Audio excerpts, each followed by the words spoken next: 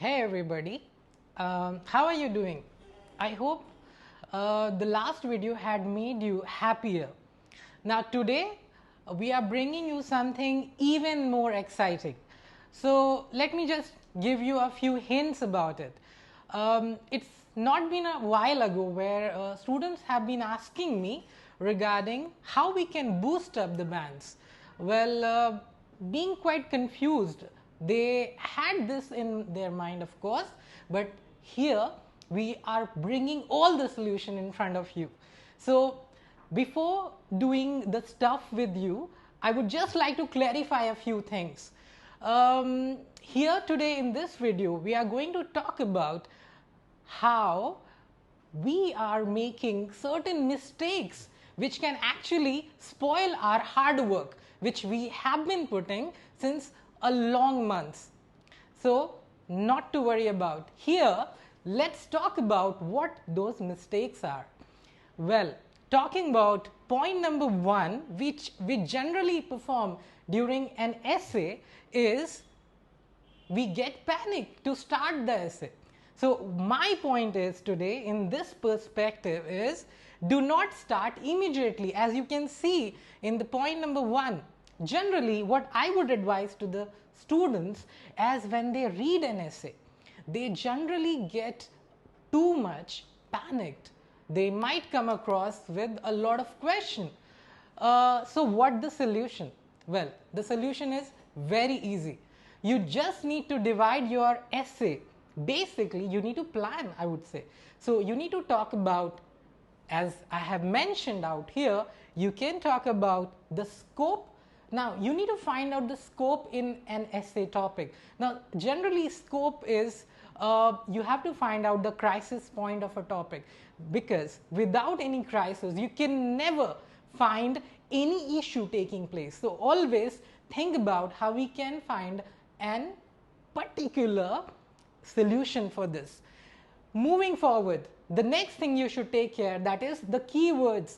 Well, there are a lot of keywords available in the topic, so you need to find out what are the major stuff in that particular question, which will help you to assess your topic even smoothly.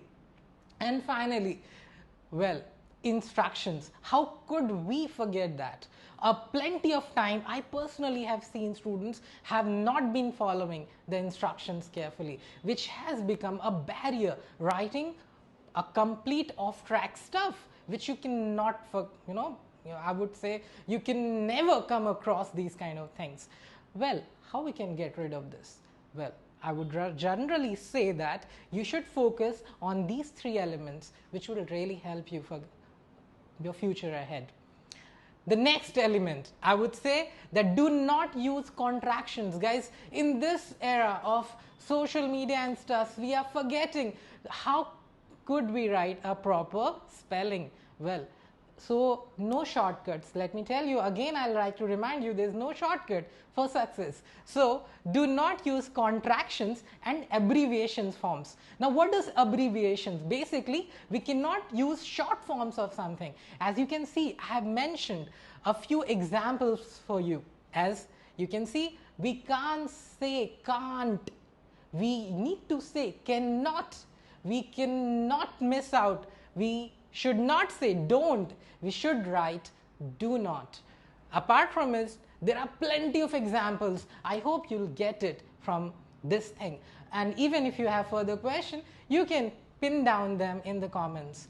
Well, moving ahead, the third thing which you should take care while moving further in your essay is do not compromise with structures. Guys, let me tell you a very clear fact. Around the globe, essay for IELTS is a global structure. So IELTS has made your work easier.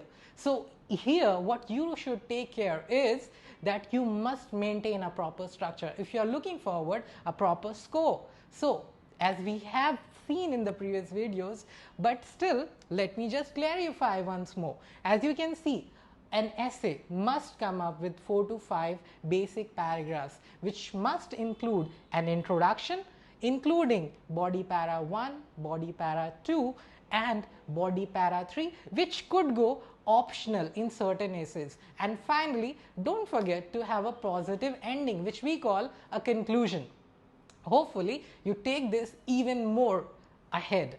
Well, looking forward here. Now, number 4 is do not use overgeneralization. Overgeneralization means do not come up with too simple or basic vocabulary. Well, there is no wrong, I must say, to put up the words, but as you must not forget that you are writing a formal essay and we all are seeking success in this life. So especially while writing an academic essay, you should not have overgeneralized vocabulary. So please try avoiding them. Next, do not use illogical reasons to justify. Well, guys, this is something which we all need to think about. Well, plenty of times students come across and ask me, what is wrong with this essay? Why I'm getting the same score again and again? Now, this thing which we should take care of is that you must write a logical reason for your response. If let's talk about if you are agreeing with something or you think that it has more advantage rather disadvantage, or even if you are thinking that okay, it's better to go disagree with it, or it has a certain disadvantages, but until or unless you have a proper reasons for it, you can never convince an examiner. Remember this. So please take care of the reasons. Doesn't matter if you are not too matured, but I guess that much of maturity everybody has got, that what comes naturally from them they should write, and make sure they should convince properly, clarify properly. So please take care of it. Moving ahead, do not repeat same vocabulary, guys. Yes, now this is something you must not know, but IELTS has a secret system. Now what does it mean? Well, if you make too many errors, too many repetitions, so your words will get count out from it. So make sure that you should not repeat certain vocabularies. Well, I must say that you might fall into this trap, but make sure, work hard, you'll always find a way. Moving ahead, the next thing which we should take care of is do not only write simple sentences. Well, I know a lot of students would find it really daunting task, but let me tell you, it's not that difficult. Let me give you an easy way. Even if you are not easily able to write a complex structure, make your simple sentence a smart application. What else the alternatives are? Well, the alternatives is to use your passive mode of sentences even more effectively. Yes, trust me, it does work a lot. I have myself have made most of the students write this kind of things, and they have been able to come up with excellent scores. So why can't you? Well, another thing which you should be worrying about is do not make too many spelling errors, guys. Now spelling errors, when we talk about the grammar range and accuracy, so as you remember in the previous video, I have mentioned this thing that you need to be accurate. So make sure you must not come up with a lot of spelling errors. So for that, what your policy should be? Your policy should be is to work hard, work on those spellings where you are finding errors. So every single day when you are practicing your writing, so with your whoever who's teaching you, under whichever guidance you are, make that person realize that mark out my spelling errors, so that you can feel that yes, this is something which we should take care of. Ahead, if you look forward, then well, do not use simple or personal examples. Well, what do you mean by personal examples? As I have already mentioned that in a body paragraph structure, we need to convince the examiner by providing an example.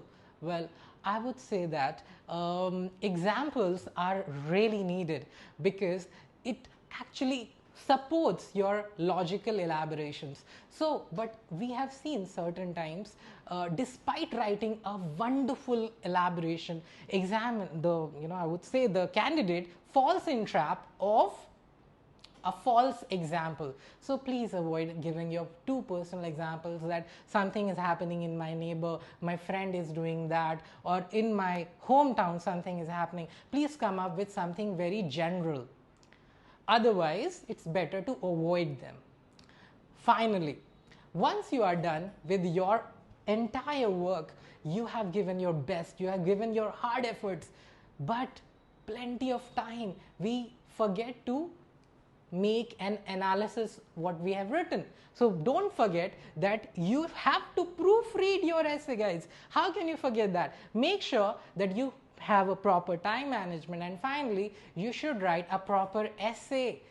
And as you have already written a proper essay, you make sure that you should proofread it.